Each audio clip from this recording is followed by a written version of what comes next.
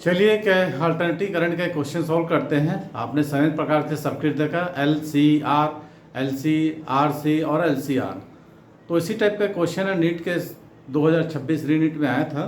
Question का statement पढ़ते हैं और इसको हम सॉल्व करते हैं। हालांकि काफ़ी इजी क्वेश्चन है, अगर आपकी प्रैक्टिस सही रहेगी तो ये बिना आपको ज़्यादा तामझाम के क्वेश्चन आसानी से बन जाएगा। चलिए समय न ग्राम करते हुए इस क्वेश्चन को सॉल्व करते हैं। क्वेश्चन का स्टेटमेंट पहले पढ़ो। एन एसी वोल्टेज, एसी का मतलब अल्टरनेटिंग करंट, आपको V इक्वल टू ये दिया है ना, V equal to 220 sine 2 into 10 का power 30 volt is applied to a series LCR circuit. ठीक है, पढ़े थे अपन LCR। ये LCR सर्किट में आपने क्या देखा था, इम्पीडेंस का R square plus XL minus XC का होल स्क्वायर। ठीक है, कंडीशन ऑफ रेजोनेंस कब प्रोड्यूस हुआ था, जब एक्सएल इक्वल टू एक्सी हो गया था तो इम्पीडेंस की वैल्यू काफी कम हो गई थी, मैंने इम्पीडेंस जो है रेजिस्टेंस के बराबर हो गया था। ठीक है, ऐसा कुछ था।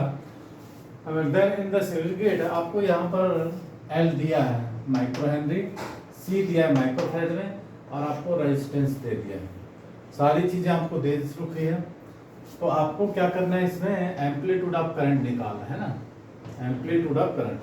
एम्पलीट्यूड ऑफ करंट क्या होता है, ऐसे का I0 equal to I0 equal to V0 upon Z, यही है ना, यही है आपका। ठीक, तो एक काम हम करते हैं, सबसे पहले आपको क्या क्या दिया है, एक फार्मूला को लिख देते हैं। V is equal to 220 sine 2 into 10 का पावर 3t। तो आपको ऐसा नहीं लग रहा, V equal to V0 sine omega T से यदि हम कंपेयर करते हैं तो आपको V0 तो निकल गया, आपको Z निकाला है, V0 कितना निकल गया 220 वोल्ट। अच्छा, यहाँ पर ओमेगा देखिए, ओमेगा की वैल्यू 2 इंटू 10 का पावर 3 है, बिल्कुल लगाते जाइए। अब रही बात एक्सएल की, तो XL is what, XL equal to omega L. Omega आपको दिया है 2 इंटू 10 को पावर 3।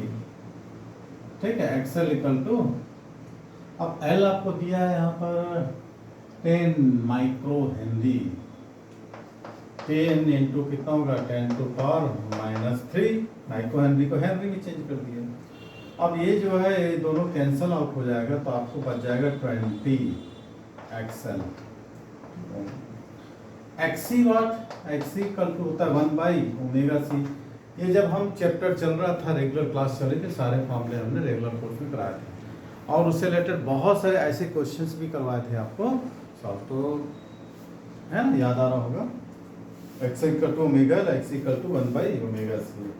तो 1 बाई ओमेगा, ओमेगा की वैल्यू आपको कितना निकाले थे 2 इंटू 10 का पावर 3, और सी की वैल्यू कितना दिया है 25 माइक्रो 100, तो इसको लिख दो 25 इंटू 10 का पावर -6। अब आपको देखते हैं एक्सी क्या निकलता है, कैलकुलेटेड क्वेश्चन है, कुछ नहीं है। 25 है ना, ये हो गया 50 इंटू 10 टू पावर -3, कितना हो गया 50 मल्टीप्लाई 10 का पावर -3, ये आपका हो जाएगा 1000 अपॉन 50, ये आपका 20, ये भी आ गया। क्या हम देखें कि एक्सएल और एक्सी दोनों इक्वल हो गया, तो यहाँ पर रेजोनेंस का कंडीशन होगा, तो Z इक्वल टू R हो जाएगा। ठीक है, Z is equal to R, तो R कितना है आपको 100, तो आपको इम्पीडेंस हो गया 100। तो भाई साहब अब I0 इक्वल टू V0 हमने पहले निकाल दिया था, कितना है 220, और ये निकल गया 100। तो आपको शायद ऑप्शन में नज़र आ रहा होगा 2.2, तो पहला ही ऑप्शन करेक्ट हो गया। ठीक है, तो हम इसको अपलोड कर देंगे आप लोगों के लिए। आप लोग इसको एक बार और देख के सॉल्व करना, बिना देखे सॉल्व करना, देख के सॉल्व करना, जैसा भी हो। और यदि इंस्टाग्राम फेसबुक में देख रहे हैं तो यूट्यूब में 98261 और 59761 सर्च करेंगे, राज कोचिंग क्लास चैनल आएगा, सब्सक्राइब कर ले, बेल आइकन दबा दें। और जो कॉम्पिटिटिव एग्ज़ाम तैयारी नहीं कर रहे हैं वीडियो उन तक पहुँचा रहा है, तो अपने दोस्तों को जो भी नीट और कॉम्पिटिटिव एग्ज़ाम तैयारी करें उस पर भेज दें। चलिए, थैंक्स फॉर वॉचिंग।